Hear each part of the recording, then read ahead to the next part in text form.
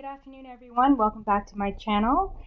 Today is month 5 of my FUT hair transplant. I had transplant done back on July the 1st, 2020, and today is December 15th, 2020, so I am a bit overdue in terms of I guess making this video for you. So first I'm going to start by showing you my hairline. So this is the left side, this is the center, and this is the right side of my hair. And I can tell you that between month 4 and to today's date, which is now December 15th, my hairline is coming in quite nicely. My right side is progressing much faster than my left side and the center. But if I stand back, really people can't really see how sparse my hair is, especially if I'm putting it up in a ponytail. My hairline does look a little bit unnatural in that it is like a straight line, as opposed to, I guess, being a little bit jagged. I don't know if you can see that. But I'm happy with it because I felt like my hairline was receding way too much, and I was becoming extremely self-conscious about my hairline. And if you look at previous videos of mine, you'll see what I mean in terms of the sparseness. My hairline actually seemed to have receded back to about this far, so I'm glad to have my hairline restored. I mean, I still have some more to go, but for now, even though I'm only in month 5, I'm still somewhat happy with the progress. I also want to show you, I don't know if you can see this, but my head was shaved for the FUT in the middle for the FUT transplant. I'm going to try to turn around so that you can see the scar. I don't know if you can see any of it. If not, again, I have to do another video. I just need to get someone to shoot that video for me so that you can see the back of my head. But anyhow, I am happy with respect to my scar line, but I don't really have keloid skin, so my scar line is pretty flat, and the doctor uses a technique that I can't remember the name of it, but if you are interested, you can go to his website. His name is Dr. Cotterill. You can just Google him. He's in Toronto, Cotterill, something to that effect. And he also, I think, has an office in New York. Anyhow, his website's pretty comprehensive. He talks about the type of FUT line he does. He also does FUE if you're interested, if you don't want a scar line in your hair. I wear my hair long, so nobody sees the scar in any event. For those people who are new to my channel, I did not shave the front of my hair. The hair was implanted in between my existing hair. So if it looks fuller than some people who've had their hair shaved, that would be the reason why. The other thing that I had promised to do in this video was to show you the list of vitamins and etc. that I take to assist with my hair growth journey.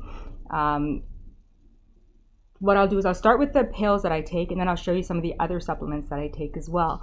I do take and I'm not endorsing any particular product. I'm just telling you what I take. You will obviously take what works for you. I do take a slew of vitamins. I'm not consistent every day, so that's my caveat.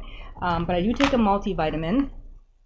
This multivitamin that I take is formulated for women. I buy it at Costco, but any multivitamin will do. So that's the first thing that I take, and I'm supposed to be taking one a day. Again, not consistent, but I do take one of these vitamins a day.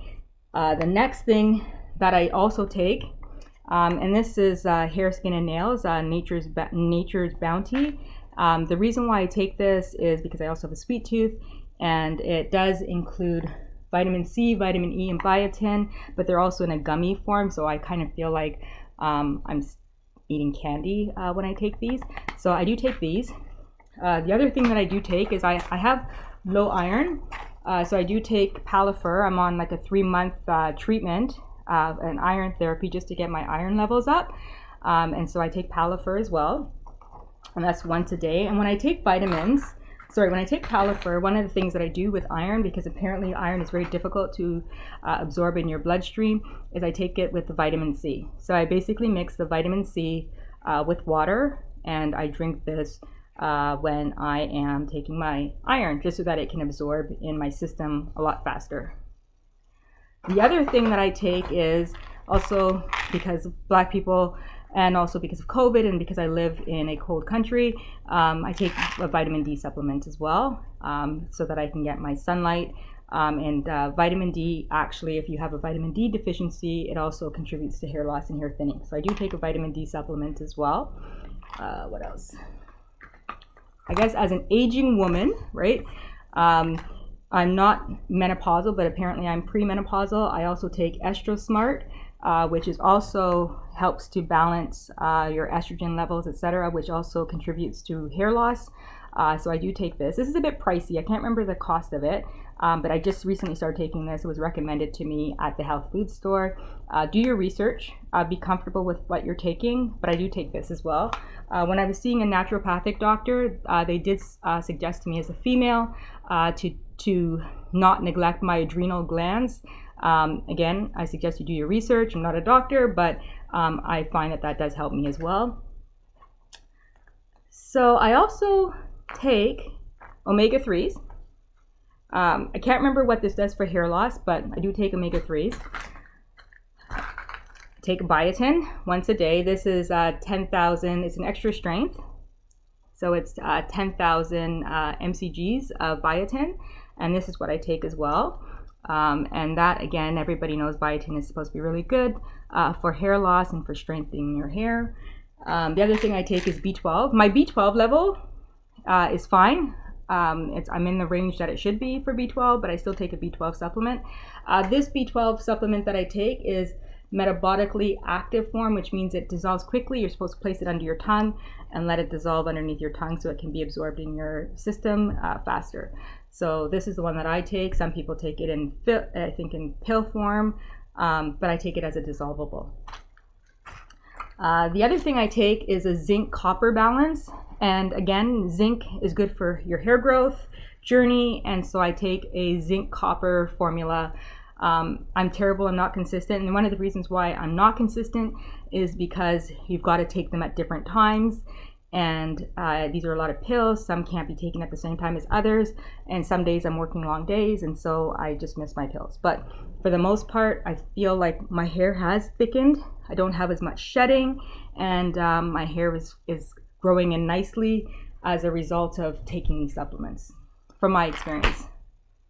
I also take a vitamin E supplement, but to be honest with you, I'm a little bit iffy about this because this is a vitamin E8, and I know they have different vitamins, and I'm not quite sure if this is doing anything for me. If anybody's familiar with vitamin E8, if anybody's taking vitamin E8, comment down below and let me know if you think this is a good thing to take.